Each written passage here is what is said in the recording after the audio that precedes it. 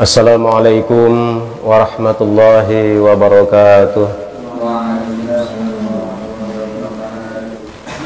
Alhamdulillahi rabbil alamin, wa bihi nasta'in wa ala umuri dunya waddin, wassalatu wassalamu ala rasulillah wa ala alihi wa sahbihi ajma'in. Amma ba'du. Qala rabbi israh li sadri wa yassir li amri wahlul 'uqdatam min lisani yafqahu qawli. Subhanaka la ilma lana illa ma 'allamtana innaka antal alimul hakim. Saudara-saudara jamaah pengajian rahimakumullah, dalam kesempatan kali ini insyaallah kita akan melanjutkan pengajian kita yang pada malam hari ini kita akan membicarakan sebuah perjalanan sejarah yang berlangsung cukup lama, dan ini juga akan terus berlangsung sampai di zaman kita. Kita akan menceritakan tentang Nabi Allah Adam alaihissalam dengan iblis laknatullah. Di dalam makalah ini disarikan atau disampaikan dari Muhammad bin Dauri. Qala Muhammad bin Dauri rahimallahu ta'ala, Syekh Muhammad bin Dauri rahimallahu ta'ala telah berkata, syaqiya iblisu bi khamsati asya'a, bahwa iblis itu celaka diakibatkan oleh 5 perkara. Jadi saudara-saudara sekalian, bila kita melihat dalam keseharian atau melihat peristiwa-peristiwa di mana terjadi perseteruan, ya, terjadi pertarungan antara hak dan batil, pertarungan antara baik dan jahat, baik dan buruk, itu memang sudah berlangsung sangat lama. Bahkan ketika mulai pertama diciptakan makhluk, yaitu Nabi Adam, itu sudah terjadi perseteruan itu. Jadi sudah terjadi perseteruan, sudah terjadi permusuhan, sehingga kemudian ini akan berlangsung terus sampai yaumil kiamah. Ini tentu saja merupakan sunatullah dan juga merupakan bagian daripada ujian keimanan seseorang yang bertauhid kepada Allah Subhanahu wa ta'ala. Yang sangat kita kenal adalah peristiwa perseteruan antara Nabi Adam dengan iblis laknatullah. Ini terjadi. Nah, yang perlu kita ketahui adalah apa penyebabnya. Apa penyebabnya terjadi permusuhan, terjadi perseteruan, bahkan sampai yang disebut dengan dendam kesumat. Ya. Dendam kesumat iblis ini luar biasa. Dia sudah bersumpah di hadapan Allah Subhanahu wa ta'ala, dia dendam kepada Adam dan keturunannya sampai yaumil kiamah, sehingga dia minta dihidupkan sampai yaumil kiamah. Jadi iblis sampai hari ini tetap hidup, ya. Sampai nanti kiamat dihancurkan baru dia mati, ya. Nah, dengan demikian akan tetap terjadi pertarungan antara baik dan buruk, pertarungan antara hitam dan putih, ya, jahat dan baik, hak dan batil, terus menerus. Tinggal nanti siapa yang selamat di dalam pertarungan itu, apakah pengikut ibliskah atau pengikut Nabi Adam alaihissalam, ya. Tentu saja pengikut iblislah yang akan celaka, ya. Nah, pengikut Nabi Adam insya Allah selamat, karena pengikut Nabi Adam berarti umat yang bertauhid kepada Allah Subhanahu wa ta'ala. Nah, satu persatu kita akan coba bahas berdasarkan kitab ini, ya. Tadi dikatakan oleh Muhammad ibn Dauri, syaqiya iblisu bi khamsati asya'a, iblis itu celaka karena 5 perkara. Nah, di sini dibicarakan tentang kecelakaan iblis terlebih dahulu, ya. Padahal dulunya iblis ini adalah makhluk Allah yang taat. 40.000 tahun iblis beribadah kepada Allah. Bayangkan, merupakan makhluk yang taat, ahli ibadah kepada Allah sebelum Adam diciptakan. Bahkan dikatakan dia itu merupakan pemimpinnya malaikat. Jadi makomnya sudah sangat tinggi. Marifatnya kepada Allah tinggi iblis itu sebelum Nabi Adam diciptakan. Kemudian kenapa jadi berubah? Ini pertanyaan besar. Kenapa iblis yang dulu namanya itu adalah Ajazil, nama waktu awal dia ahli ibadah itu namanya Ajazil ya. Seseorang yang dimuliakan. Kenapa dia berubah drastis 360 derajat sampai kemudian menjadi makhluk yang dilaknat oleh Allah Subhanahu wa taala? Apa penyebabnya? Ini persoalan yang sangat pelik, persoalan yang sangat hati-hati, dan termasuk penyakit yang luar biasa berbahaya. Sehingga dengan demikian di dalam kajian ini mudah-mudahan setelah kita mengetahui itu, jangan sampailah kita kena penyakit iblis itu. Janganlah ukuran kita manusia biasa yang doif, ilmunya aja masih lemah, imannya saja masih sekulit bawang, rentan untuk tergelincir kepada kemurkaan Allah. Iblis yang sudah marifatnya tinggi, ahli ibadah 40.000 tahun, tergelincir bahkan menjadi makhluk yang dilaknat oleh Allah Subhanahu wa taala. Nah, kita perlu mengetahui apa penyebabnya. Ya, di sini ada 5 penyebab. Ada 5 penyebab kenapa iblis ini menjadi makhluk yang celaka. Ya. Kenapa iblis ini menjadi makhluk yang celaka? Yang pertama adalah lam yuqirru bidzambi. Nah, iblis ini celaka karena lam yuqirru bidzambi, tidak mau mengakui dosanya. Ini penyakit nih. Iblis itu sampai hari ini tidak mau mengakui dosanya. Ngerasa benar aja bahwa yang dia lakukan itu adalah benar menurut dia. Ya, dia tidak mengakui dosanya.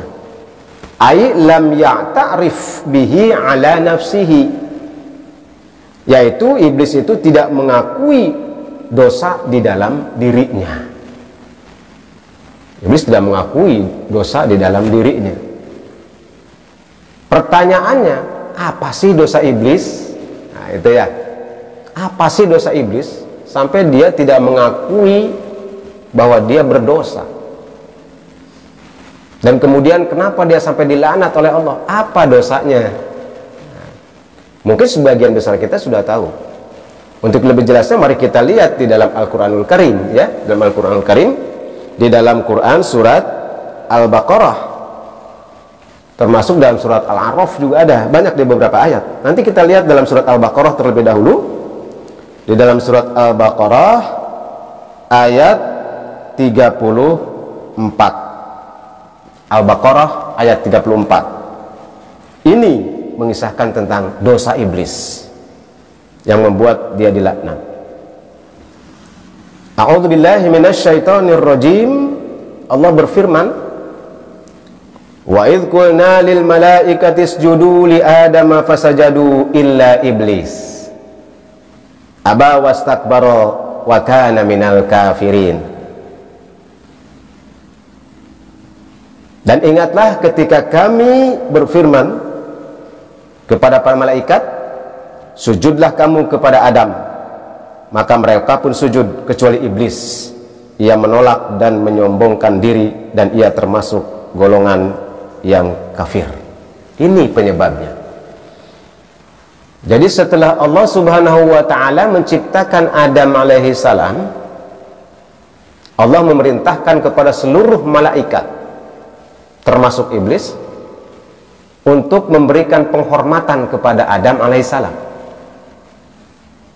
Seluruh malaikat menghormati Adam. Sujud di situ berarti menghormati, bermakna menghormati. Seluruh malaikat tunduk patuh kepada perintah Allah. Hanya iblis yang nolak, gak mau. Bayangin, Allah yang merintahkan, iblis gak mau. Nggak mau menghormati Adam, padahal Allah yang merintahkan secara langsung ya, secara langsung, tidak melalui perantara. Allah yang merintahkan langsung kepada iblis, nggak mau, apalagi kalau lewat perantara ya. Dia nggak mau, tidak mau sujud, tidak mau menghormati Adam alaihissalam. Ini adalah dosa terbesar daripada iblis, ya. Gitu.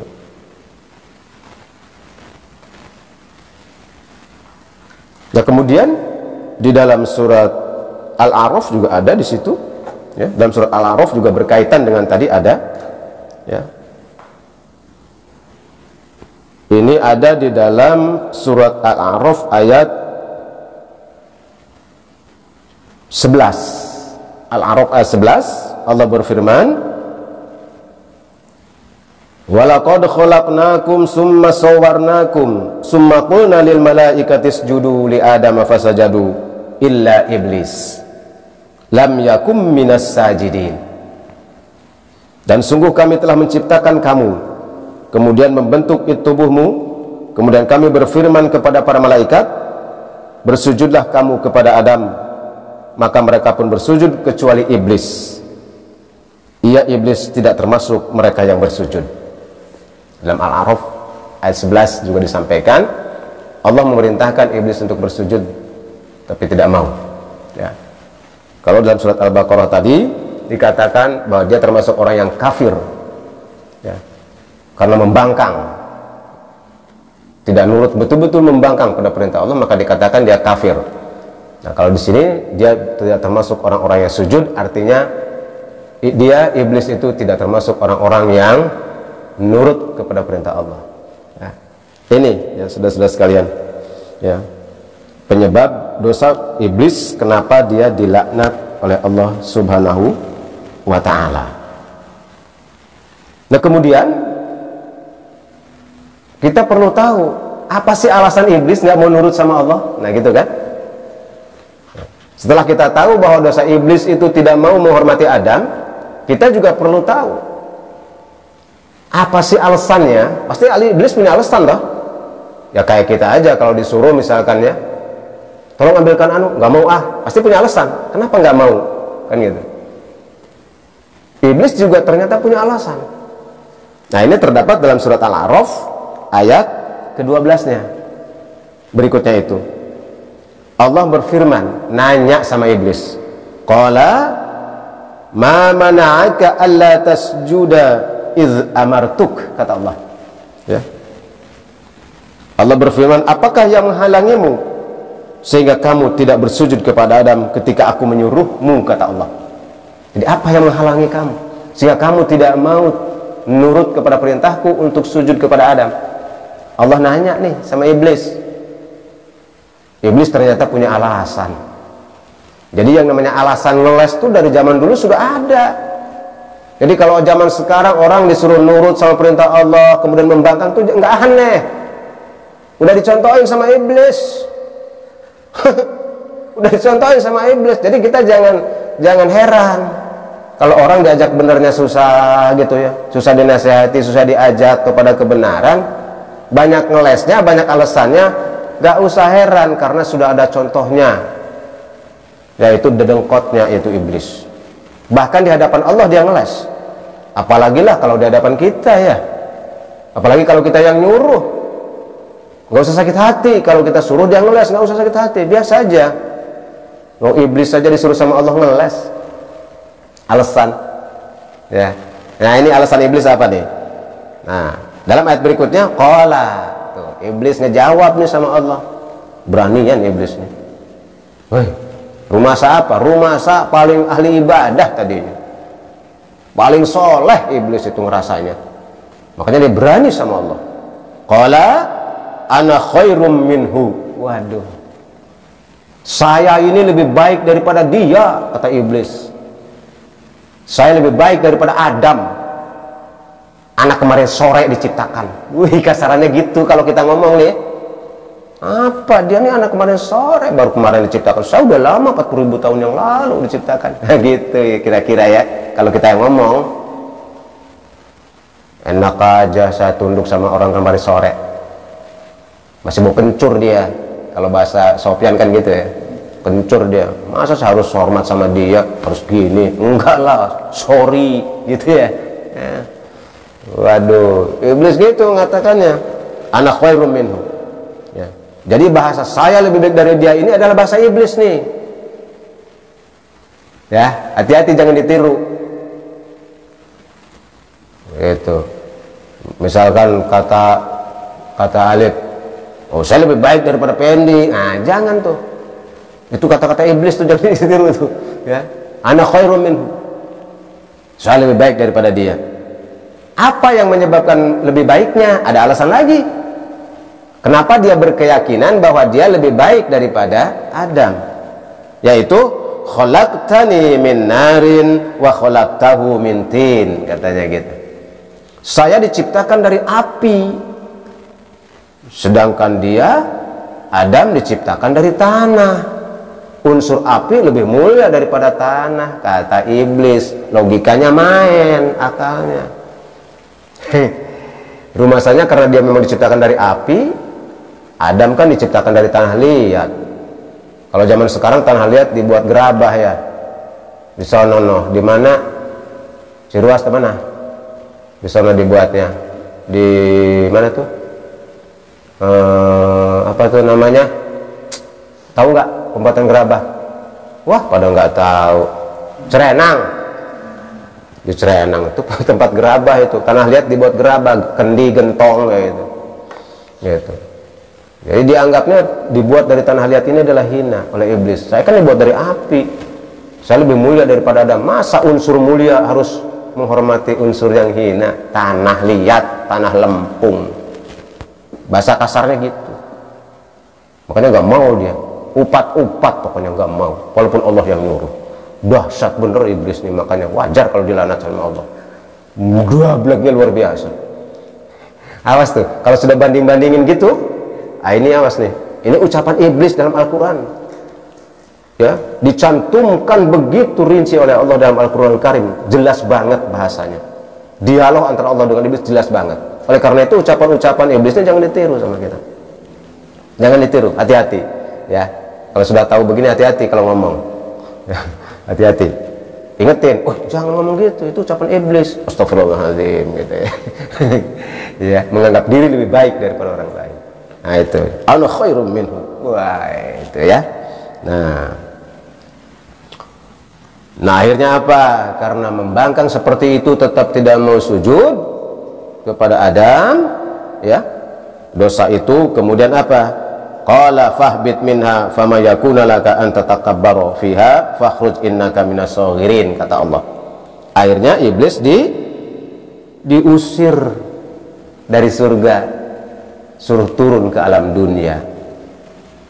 Jadi ada di alam dunia iblis, di alam dunia. Sampai sekarang masih hidup. Jangan-jangan pernah ketemu dengan kalian.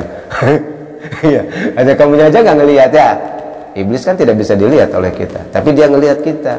Makanya hati-hati. Ya. Hanya sifat-sifat iblis seringkali masuk kepada manusia. Nah itu, karena bisikan-bisikannya itu. Ya. Jadi kata Allah, turunlah kamu dari surga, karena kamu tidak sepatutnya menyombongkan diri di dalamnya. Keluarlah, sesungguhnya kamu termasuk makhluk yang hina, kata Allah. Tuh, diusir iblis tuh ke dunia, ke alam dunia ya, diusir oleh Allah akhirnya. Nah dari situlah kemudian timbul dendam kesumat kepada Adam. Padahal Adam nggak ngapa-ngapain ya. Adam alaihissalam kan nggak ngapa-ngapain sama iblis, baru diciptakan, nggak salah sama sekali. Betul nggak? Salah apa? Adam baru diciptakan oleh Allah. Ya. Masih sendirian loh, kasihan masih jomblo waktu itu. Ya. Kemudian Allah menciptakan Siti Hawa itu, temennya. Kemudian masih berdua, setelah diciptakan Siti Hawa masih berdua. Tadinya jomblo, kemudian berdua, ditemenin ya, oleh istrinya. Nabi Adam nggak salah apa-apa sama iblis. Kenapa dia marah-marah sama Nabi Adam? Yang nyuruh kan Allah ya. Yang nyuruh Allah, bukan Adam yang nyuruh suruh hormat ke dia kan enggak. Kecuali kalau Adam, wah iblis hormat dong ke saya, baru iblis patut marah ya. Betul nggak dek? Patut marah kalau Adam yang ngomong, iblis hormat dong sama gue gitu. Kata Adam misalkan, patut iblis marah pasti, jengkel, wajar kalau marah. Ini Nabi Adam nggak ngapa-ngapain, Allah yang nyuruh, ya terserah Allah lah, ya. Kok marah sama Nabi Adam? Nah, itu nggak heran kalau misalkan, jadi kalau ada orang yang tiba-tiba marah sama kita nggak ngapa-ngapain, jangan heran. Iya, udah ada sejarahnya. Nabi Adam kan nggak salah. Ya kalau zaman sekarang pasti kata Alif, gue nggak ngapa-ngapain, lu marah-marah sama gue, gitu kan? Pasti kan gitu. Emang gue ngomong apa? Kan nggak ngapa-ngapain, cuma diem aja. Kok nggak marah sama gue? Gitu. Sampai dendam begitu kan? Ya. Iblis marah sama Nabi Adam sampai dendam karena apa? Karena dia beralasan dia diusir oleh Allah, dilaknat Allah, dilemparkan dari surga ke dunia ini gara-gara Adam ini. Gitu dendamnya. Makanya dia marah. Ini gara-gara si Adam nih, kata iblis. Saya sampai dilaknat Allah, diusir ke dunia ini. Awas lo Dam. Tuh. Dendamnya luar biasa. Awas lo. Sampai kapan? Sampai anak cucumu ya, akan aku jadikan sebagai temanku, kata iblis, sebagai penghuni neraka. Janjinya begitu, sumpahnya di hadapan Allah. Oh, bahaya bener kan sumpahnya itu. Dan Allah izinkan iblis untuk hidup sampai kiamat, karena sebagai ujian bagi orang-orang yang beriman. Nah itu. Jadi itu, makanya dia tidak mengakui kesalahannya. Saya ngomong gini nggak salah, kan saya benar, saya diciptakan dari api, kan gitu. Wih, luar biasa. Nih, kalau ada orang seperti ini nggak mau ngaku salah ya. Udah tahu dia salah, berbuat dosa. Wih, enggak. Menurut saya benar ini.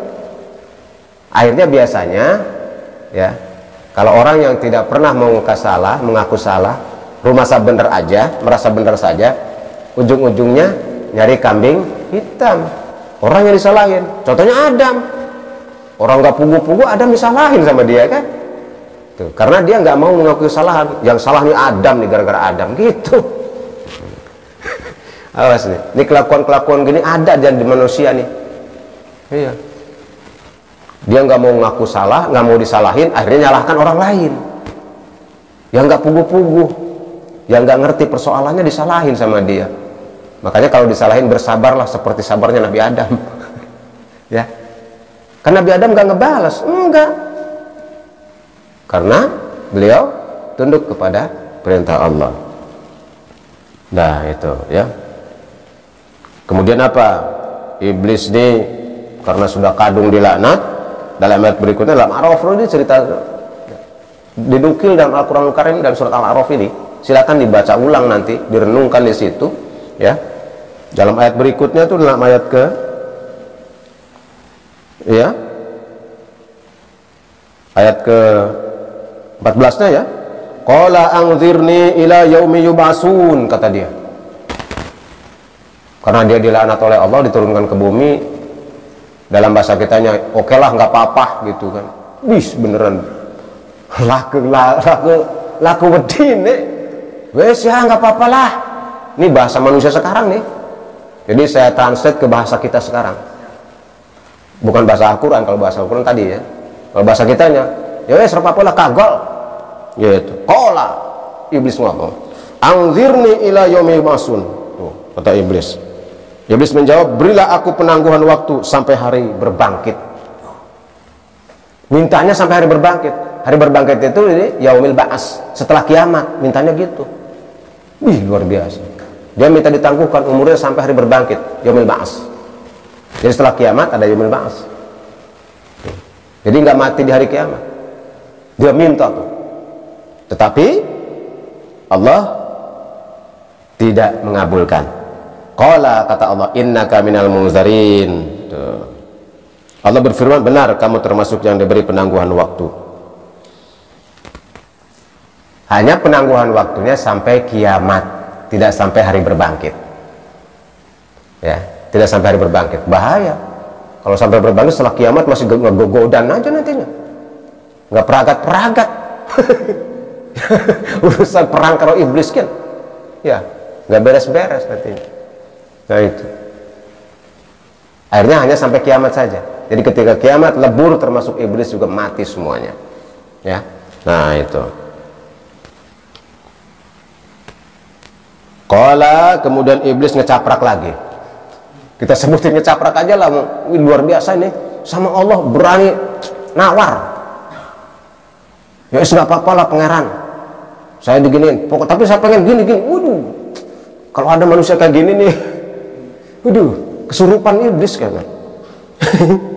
Ini makanya kalau baca Qurannya surat Al-A'raf ini, masya Allah luar biasanya nekatnya iblis ya. Ya Allah, dia ngomong lagi nih. Setelah diberi tangguh itu, qala, dia berkata, fabima aghwaytani laqudanna lahum siratakal mustaqim. Iblis menjawab, karena engkau telah menyesatkan aku, pasti aku akan selalu menghalangi mereka dari jalanmu yang lurus. Sumpah iblis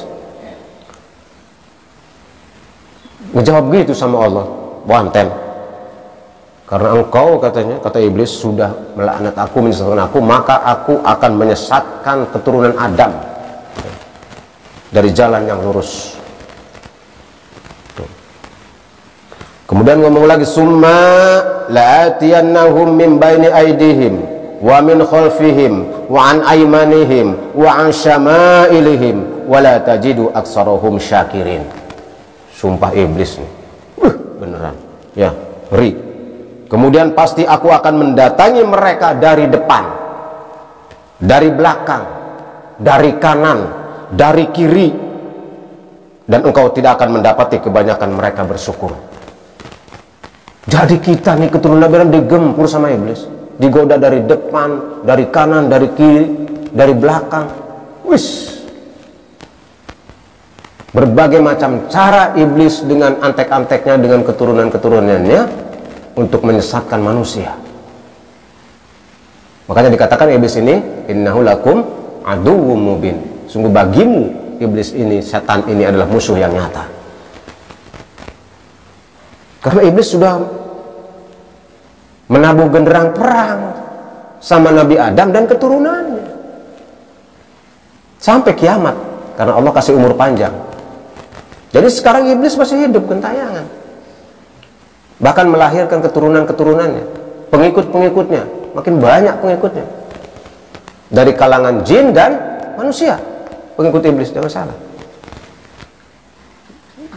Jadi jangan heran kalau kemudian terjadi pertumpahan darah, peperangan, ya, kericuhan dan sebagainya di kalangan manusia, karena iblis nggak berhenti untuk terus mengusahakan manusia tersesat menjadi pengikutnya di neraka nanti. Bahkan tadi dia sudah bersumpah akan menggoda dari kanan, dari kiri, dari atas, dari belakang dan sebagainya, dikepung saja.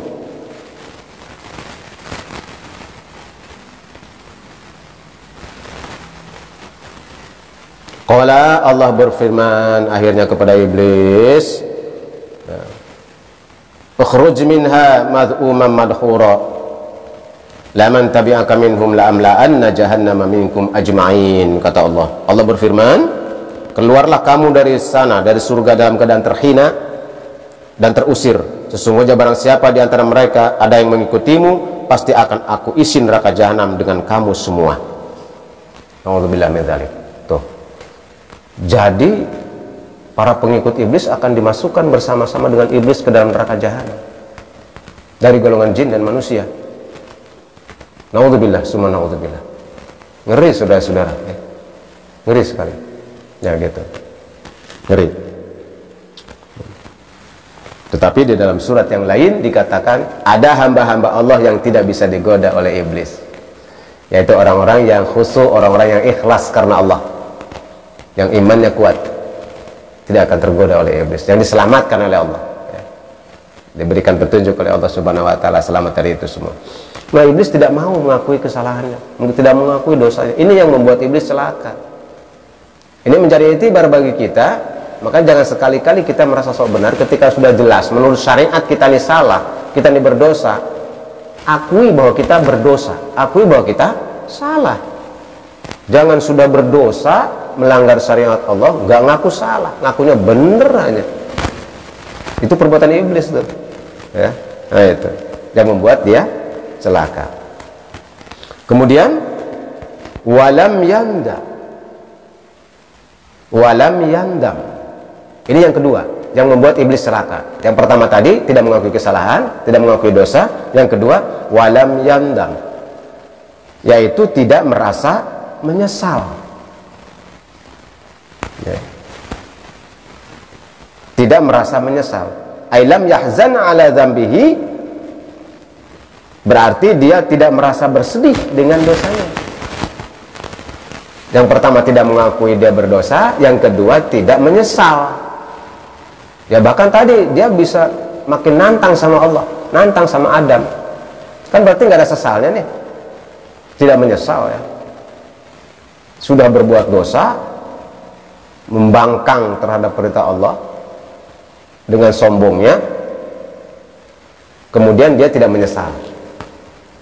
Ya. Jadi kalau ada seseorang yang telah berbuat dosa, berbuat kesalahan, tidak menyesal, hati-hati itu.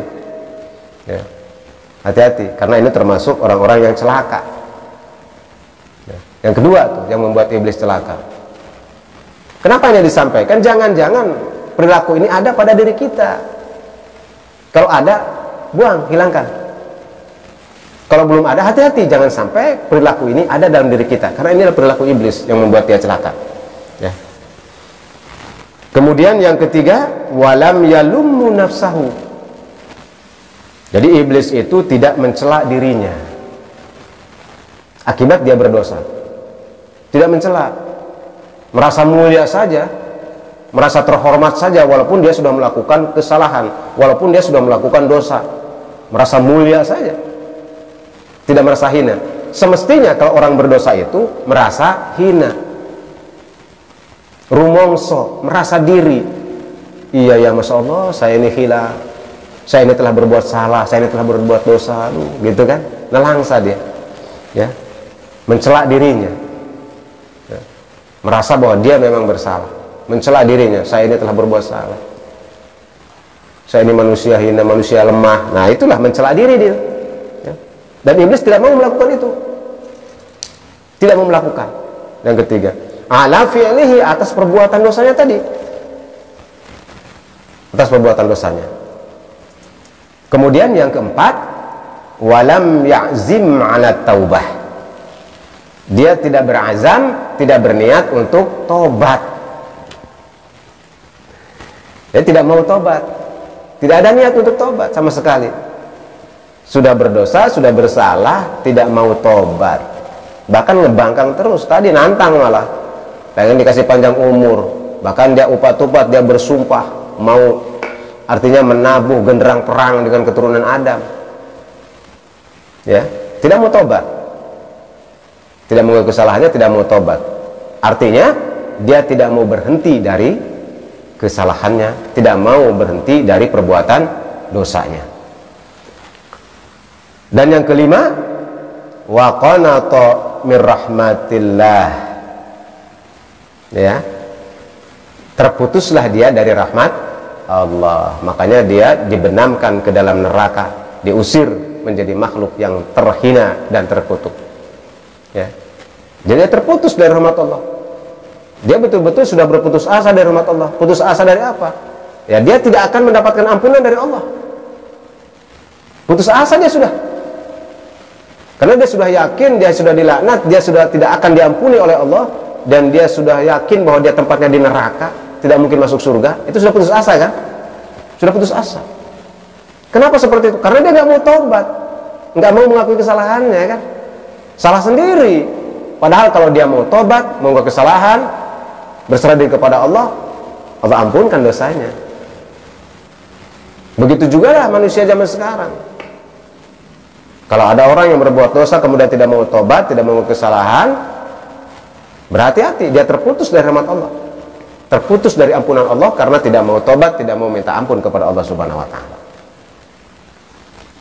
Nah, itulah saudara-saudara sekalian, ya, mengenai iblis yang membuat celaka, ya. Iblis yang membuat celaka.